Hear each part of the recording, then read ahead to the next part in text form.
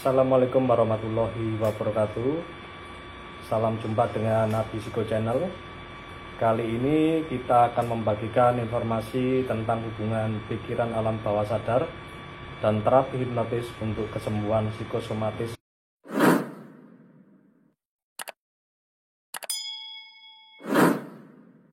Alam bawah sadar ini sangat berpengaruh terhadap proses hipnotis ataupun self hipnotis. Karena penguatan ini akan mempermudah proses penyembuhan yang membutuhkan terapi hipnotis seperti psikosomatis dan kecemasan. Untuk itu kita harus tahu bagaimana sistem kerja bagian pikiran alam bawah sadar. Baiklah, ahli psikologi Austria yang bernama Sigmund Freud membagi pikiran menjadi 3, yaitu sadar, prasadar, dan bawah sadar. Dan ketiganya saling berpengaruh dan berkaitan. Oke, yang pertama adalah tentang pikiran sadar atau conscious. Adalah proses awal pikiran manusia menerima sebuah informasi melalui panca indera, diamati, dianalisa, dan membuat keputusan. Prosesnya di bagian pikiran sadar ini tidak membutuhkan waktu yang lama, alias dia hanya pada ingatan jangka pendek atau short term memory. Yang kedua adalah pikiran prasadar atau preconscious mind, adalah dimensi yang berada di antara pikiran sadar dan bawah sadar. Fungsinya adalah menjadi jembatan yang akan mengantarkan informasi. Informasi tersebut dapat berasal dari pikiran sadar menuju bawah sadar ataupun sebaliknya. Untuk yang ketiga adalah alam bawah sadar atau unconsciousness, adalah bagian yang sangat dalam di antara struktur kesadaran lainnya, dan menurut si Freud ini merupakan bagian terpenting dari jiwa seseorang manusia. Ketidaksadaran itu berisi dorongan, drive, impuls, rangsangan, dan insting. Dan itu dari manusia sejak dilahirkan. Di antaranya adalah pengalaman traumatik, cemas, takut, gembira, dan lain-lain yang tersimpan di alam bawah sadar. Nah, inilah yang akan kita bahas. Alam bawah sadar itu sangat unik dan nyata. Untuk itulah, maka kita akan mengupas alam bawah sadar ini supaya lebih mudah nantinya dalam memahami bagaimana bisa sugesti atau proses self-hipnotis atau hipnoterapi bisa berhasil ketika kita memindahkan informasi dalam alam sadar ke alam bawah sadar berupa sugesti positif.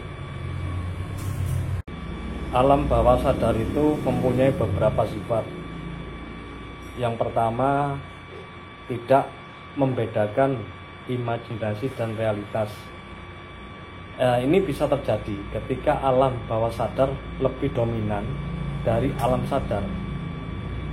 Lebih mudahnya saat melamun tentang suatu hal yang menyenangkan, maka kita seakan larut dan tersenyum dalam lamunan. Begitu juga sebaliknya. Dan itu seakan-akan real atau nyata. Yang kedua adalah tidak rasional dan mudah percaya. Pikiran bawah sadar adalah cenderung tidak rasional. Orang sangat mudah untuk percaya tanpa memerlukan suatu penjelasan yang sifatnya logis. Contoh, saat melihat sulap, seseorang yang bisa menghilang. Pada dasarnya pikiran logis kita menolak bahwa itu tidak mungkin terjadi. Namun karena dominannya alam bawah sadar saat itu, maka kejadian itu anggap kita menganggap bahwa itu adalah memang benar dan orang tersebut bisa menghilang. Padahal secara sadar kita tahu bahwa itu trik atau sulap. Yang ketiga, dalam pikiran bawah sadar hanya memahami masa sekarang dan tidak memahami konsep waktu di masa lampau atau akan datang. Sifat yang keempat adalah pikiran bawah sadar itu sangat pandai, jujur, cerdas. Itulah sifat-sifat alam bawah sadar yang perlu kita ketahui. Selain sifat alam bawah sadar seperti di atas, alam bawah sadar juga mempunyai fungsi yang lain. Ibaratnya sebuah perkantoran atau biro administrasi, alam bawah sadar adalah tempat memproses sesuatu yang berkaitan dengan pemikiran kita. Yang pertama yang diproses di alam bawah sadar adalah kebiasaan. Yang kedua, perasaan. Yang ketiga, ingatan jangka panjang. Keempat, persepsi. Kelima, kepribadian. Keenam, intuisi. Ketujuh, kreativitas. Dan yang kedelapan adalah keyakinan atau belief. Banyak hal lain yang menarik di bawah alam bawah sadar. Contohnya yang berkaitan dengan sifat dan apa yang diproses alam bawah sadar adalah saat kita dalam situasi terjepit. Saking paniknya, tanpa sadar, maka yang mustahil bagi kita bisa kita lakukan. Contohnya melompati tembok tinggi ketika dikejar anjing atau hewan buas, atau bisa mengangkat beban berat ketika menolong seseorang yang lagi membutuhkan.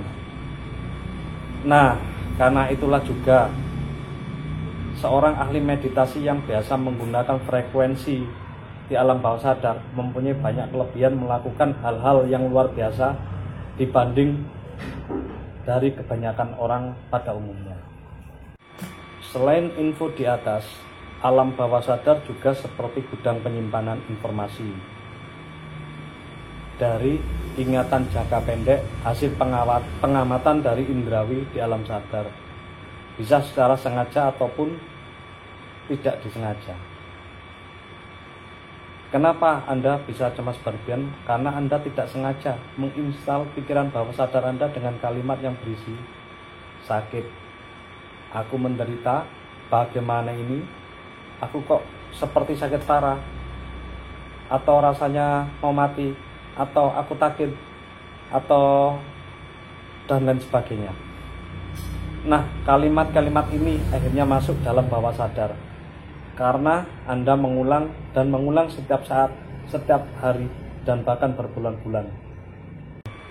Maka suatu saat ketika berhubungan dengan sedikit memori berkaitan dengan kata kunci sakit dan kalimat negatif lainnya, maka hal itu akan muncul secara spontan di pikiran karena sudah diproses di bawah sadar menjadi kebiasaan. Terekam memori jangka panjang menjadi persepsi, intuisi, dan akhirnya menjadi keyakinan. Karena itu semua akhirnya timbullah psikosomatis dan kecemasan ketika itu direspon dengan berlebihan. Jadilah kita seperti terkurung dalam pikiran super takut dan super khawatir.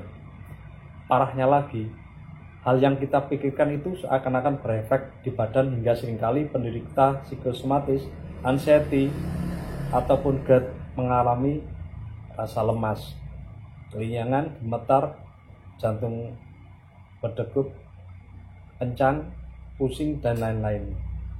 Bisa jadi itu awalnya juga karena penyakit yang lain, atau paling dekat kaitannya adalah dengan asam lambung. Tapi efek yang ditimbulkan secara bawah sadarnya hingga menimbulkan efek kecemasan adalah seperti itu.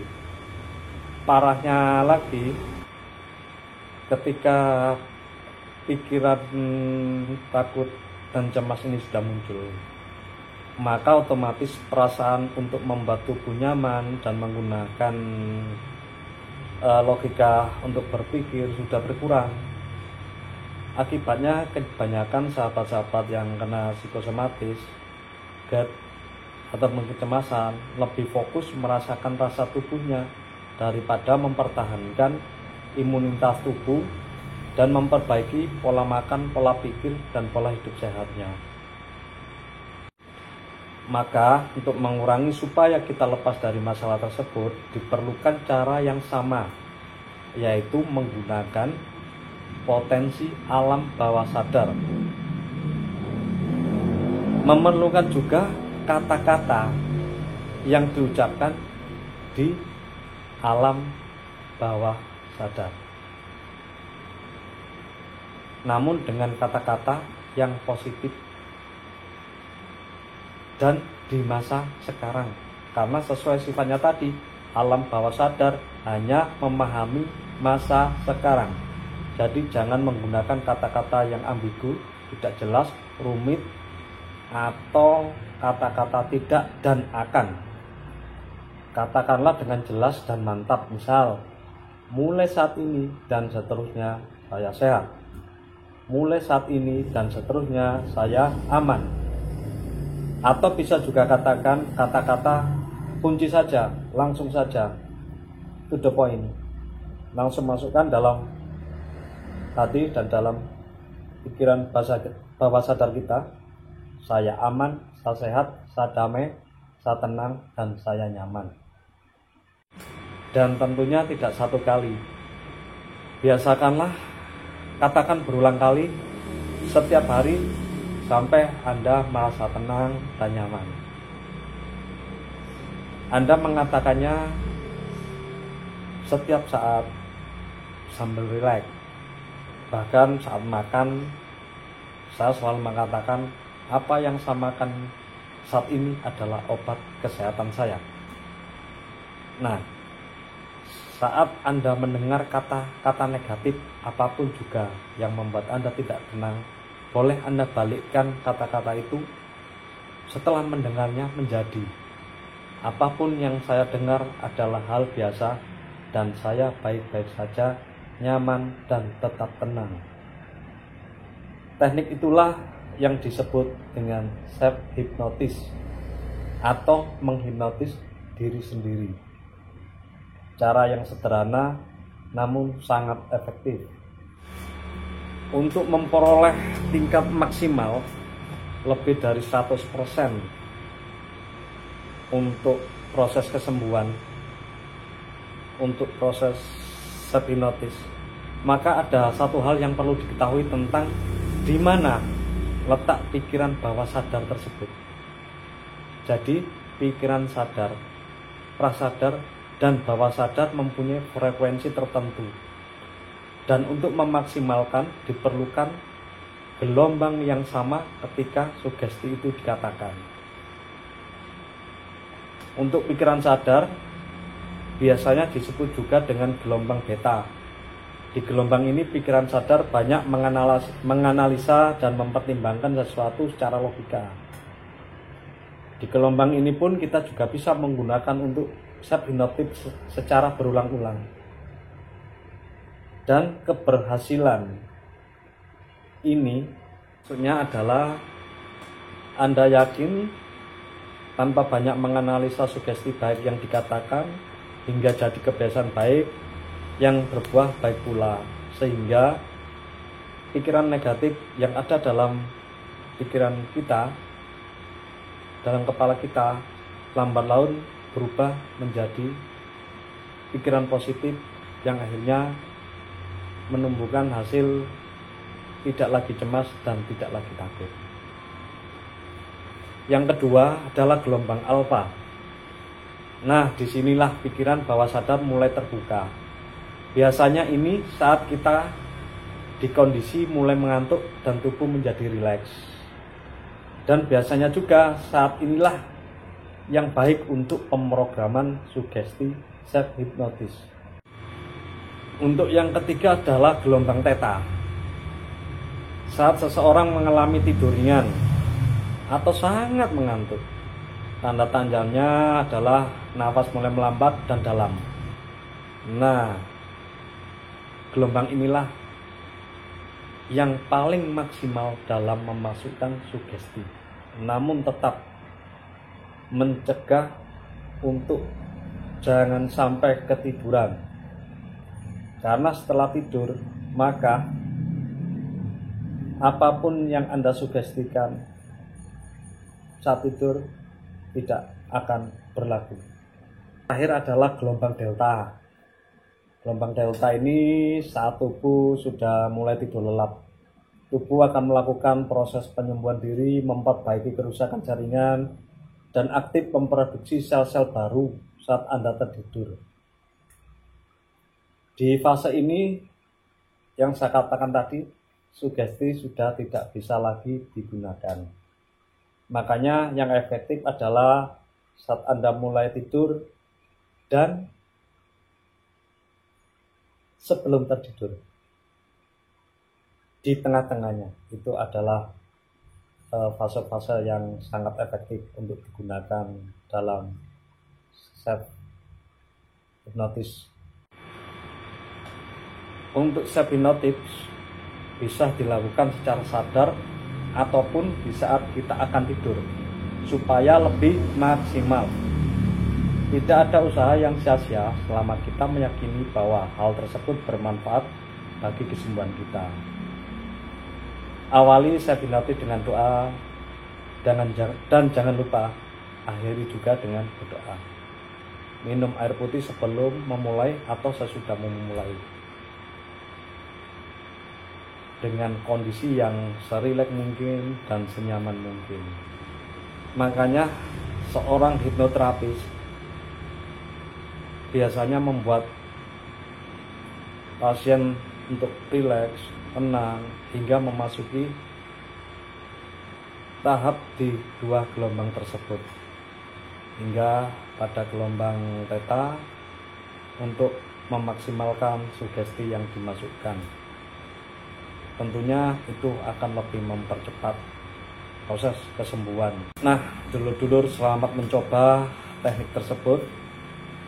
Mungkin dalam video selanjutnya akan saya detailkan tentang